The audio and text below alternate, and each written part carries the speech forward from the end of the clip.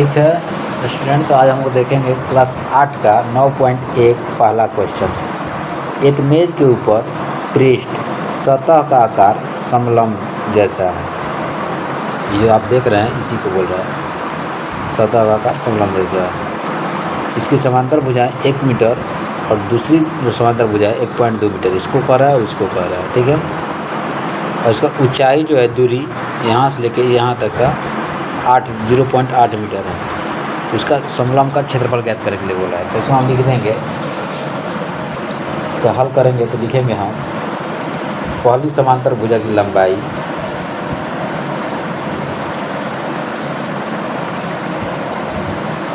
पहली समांतर भुजा की लंबाई को हम लोग a मान लेते हैं। एक मिनट इरेज कर दें। लंबाई को हम लोग क्या मान लेते हैं? a मान लेते हैं। ठीक है, फर्स्ट भुजा को a मान लेते हैं। a बराबर कितना है? 1 मीटर। और दूसरी भुजा समांतर भुजा की लंबाई b बराबर 1.2 मीटर, जो क्वेश्चन में दिया हुआ है यहाँ पर। ठीक है, और दूरी को हम लोग ऊंचाई कह सकते हैं। ऊंचाई बराबर दिया हुआ है, कितना दिया है? 0.8 मीटर। ठीक है, और उसका क्षेत्रफल कह रहा है, समलंब का क्षेत्रफल लिख देंगे। समलंब का क्षेत्रफल बराबर, फॉर्मूला क्या बताया हुआ है?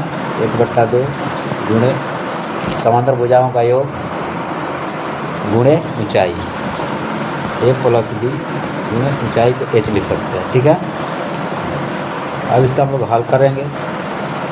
1/2 गुणे इसको जोड़ेंगे और इसको जोड़ेंगे। ठीक ना, एक दोनों समांतर भुजा है, 1 + 1.2। ठीक है, गुणा है तो गुणा h का मान कितना है? यहाँ पर 0.8 रख दिए, कोई दिक्कत नहीं हुआ। अब इसको हम लोग आगे बढ़ाते हैं। आगे सोल्व करेंगे तो 1/2 गुणे इसको जोड़ेंगे तो 2.2 होगा गुणे 0.8। ठीक है, इतना आएगा। सही वाला पेन दिखाई नहीं दे रहा है? ठीक है, देख लेते हैं। 1.2 सॉरी, इसको मिटाते हैं और यहाँ पर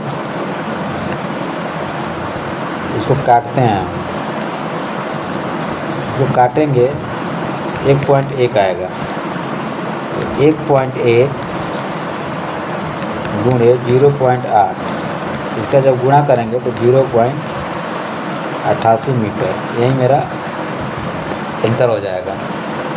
ठीक है, उसका दूसरा क्वेश्चन देखते हैं। ठीक है, दूसरा क्वेश्चन है, एक समलंब का क्षेत्रफल इतना दिया हुआ है, 34 सेंटीमीटर स्क्वायर है, उसकी ऊंचाई 4 सेंटीमीटर है। ठीक है, समांतर भुजाओं में से एक की 10 सेंटीमीटर लंबाई है, दूसरा समांतर भुजा ज्ञात करना है। तो हम लिख दिए, दिया है समलंब का क्षेत्रफल जो इतना दिया हुआ है, इसको यहाँ पर लिख दिए हम। ऊंचाई जो यहाँ पर लिख दिए हैं 4 सेंटीमीटर यहाँ दिया है।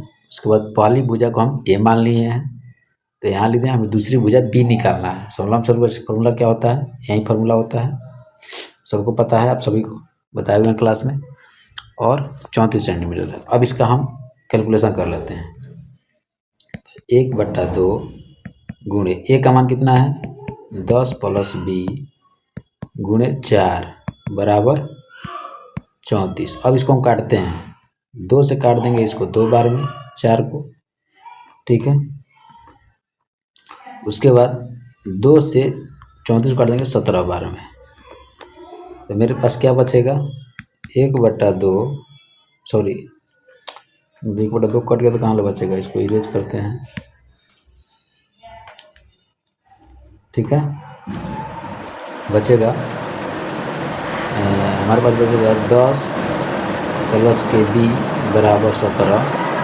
तो b बराबर आ जाएगा मेरा, b बराबर 17 - 10।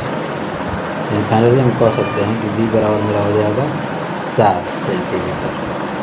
ठीक है, बी यानी दूसरी भुजा हो गया, एक दूसरी भुजा हो गया। अब उसका क्षेत्रफल आपको निकालना होगा तो आप निकाल सकते हैं, बहुत ही बेहतर तरीका बताए हुए आपको।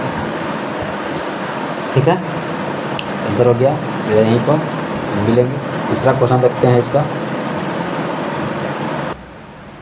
ठीक है, तीसरा क्वेश्चन है, एक समलंब के आकार के खेत ABCD की बाड़ की लंबाई 120 मीटर, यानी सभी का लंबाई जोड़ दिया है, इसको हम लोग परिमाप बोलते हैं। परिमाप बराबर लिखवाए हैं, बद्ध आकृति की सभी भुजाओं का योग क्या कहते हैं, परिमाप कहते हैं।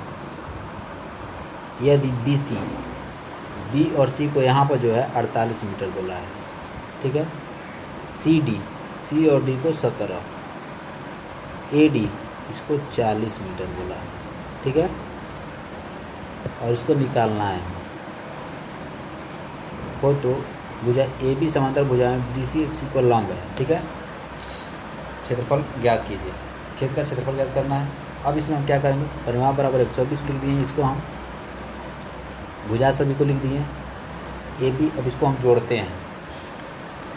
ठीक है, इसको जब जोड़ेंगे कितना आएगा मेरा, AB प्लस 48 और 40, 4 4 8 80, 88 और 17 105, 105 बराबर हो जाएगा 120।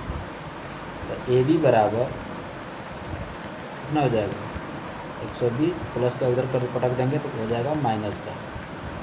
तो AB बराबर मेरा कितना आ गया, 15 मीटर आ गया। ठीक है, अब कह रहा है हमको समलंब का क्षेत्रफल ज्ञात करना है। तो समलंब का क्षेत्रफल फॉर्मूला क्या होता है,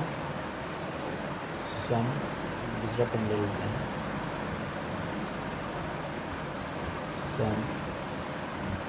समलंब का क्या फॉर्मूला लिखवाएं, 1/2 गुणे भुजाओं का योग, पहली गुणे दूसरी भुजा गुणे H ऊंचाई। ठीक है, अब इसका हल करेंगे, 1/2 गुणे पहली भुजा 40 है। ठीक है,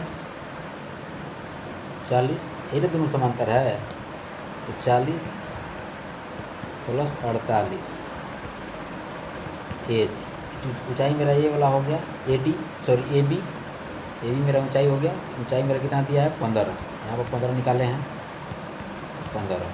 अब इसका हल करेंगे, 1/2 गुणे 88 गुणे 15, इसको काटेंगे हम, कितना बार में कटेगा, 44 बार में कटेगा, यानी मेरा 44 गुणे 15। तो क्षेत्रफल बराबर हो जाएगा, इसका जब गुणा करेंगे तो आ जाएगा हमको 660 मीटर स्क्वायर आंसर। ठीक है, आज के लिए इतना ही, वीडियो लंबा हो गया, मिलेंगे कल की क्लास में। तो अच्छा लग रहा होगा तो चैनल को सब्सक्राइब कर दीजिएगा, शेयर कीजिएगा, लाइक कर दीजिएगा, सभी 8 क्लास के ग्रुप पे भेज दीजिएगा। Bye bye.